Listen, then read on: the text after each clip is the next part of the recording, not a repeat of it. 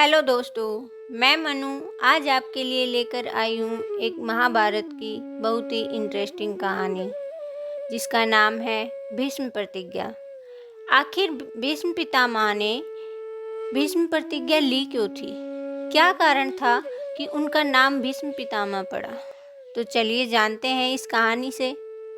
दोस्तों, देवव्रत गंगा और राजा शांतनु का पुत्र था। तेजस्वी पुत्र को पाकर राजा शांतनु बहुत खुश थे और जैसे जैसे समय बीतने लगा राजा शांतनु देवव्रत राजकुमार के पद को सुशोभित करने लगे। एक दिन राजा शांतनु यमुना तट की ओर घूमने गए। तब वहां उन्होंने एक अप्सरा सी सुंदर युवती को देखा। उस युवती का नाम सत्यवती था। गंगा के दूर जाने के कारण राजा के मन में जो विराग छाया हुआ था वह इस युवती को देखते ही सब दूर हो गया था। उस सुंदरी को अपनी पत्नी बनाने की इच्छा उनके मन में बलवती हो उठी और उन्होंने सत्यवती से प्रेम याचना की।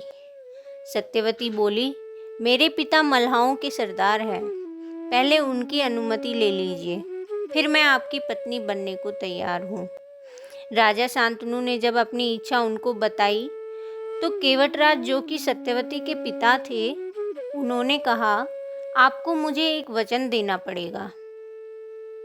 राजा ने कहा, जो मांगोगे दूंगा, यदि वह मेरे लिए अनुचित न हो तो। केवटराज बोले, आपके बाद हस्तिनापुर के राज सिंहासन पर मेरी लड़की का पुत्र बैठेगा। क्या इस बात का आप मुझे वचन दे सकते हैं? केवटराज की शर्त राजा शांतनु को बिल्कुल नहीं जची। गंगापुत्र देवव्रत के अलावा अन्य किसी को राजगद्दी पर बैठाने की कल्पना तक उनसे न हो सकी। निराश मन से वह नगर की ओर लौट आए। किसी से कुछ कह भी न सके, पर उनकी चिंता उनके मन को कुतर कुतर कर खाने लगी। देवव्रत ने देखा कि उसके पिता के मन में कोई तो बात है जो उन्हें परेशान कर रही है।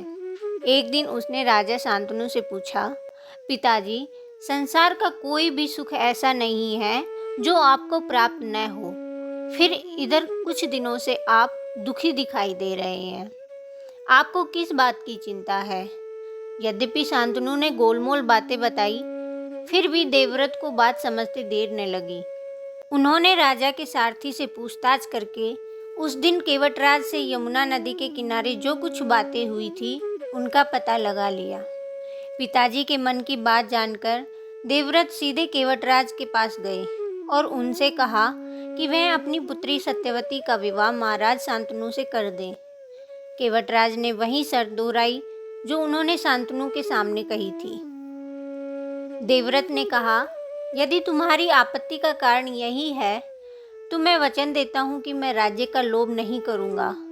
सत्यवती का पुत्र ही मेरे पिता के बाद राजा बनेगा। केवटराज इससे भी संतुष्ट नहीं हुए। उन्होंने और दूर की सोची। बोले, आर्यपुत्र, इस बात का मुझे पूरा भरोसा है कि आप अपने वचन पर अटल रहेंगे, किंतु आपकी संतान से मैं वैसी आशा कैसे रख सकता हूँ? आप जैसे वीर का पुत्र भी तो वीर ही होगा। बहुत संभव है कि वह मेरे नाती से राज्य छीनने का प्रयत्न करे। इसके लिए आप क्या कहेंगे? केवटराज को संतुष्ट करने का यही अर्थ हो सकता था कि देवव्रत अपने भविष्य का भी बलिदान कर दे। पितृभक्त देवव्रत इस प्रश्न से जरा भी विचलित नहीं हुए। गंभीर स्वर में उन्होंने कहा, मैं जीवन भर विवाह नहीं करूंगा, आजन्म ब्रह्मचारी रहूंगा। मेरे संतान ही नहीं होगी। अब तो तुम संतुष्ट हो? किसी को आशा नहीं थी कि देवव्रत ऐसी कठोर प्रतिज्ञा करेंगे। देवव्रत ने भयंकर प्रतिज्ञा की थी, इसलिए उस दिन से उनका नाम भी भीष्म पड़ गया। तब केवटराज ने आनंद के साथ अपनी पुत्री को देवव्रत के साथ विदा किया। दोस्तों, महात्मा भीष्म शांतनु के बाद से कुरुक्षेत्र युद्ध का अंत होने तक उस विशाल राजवंश के सामान्य कुलनायक और पूज्य बने रहे। तो दोस्तों, कैसी लगी यह कहानी? यदि आपको यह कहानी अच्छी लगी हो तो लाइक करें और चैनल को सब्सक्राइब जरूर करें। धन्यवाद दोस्तों।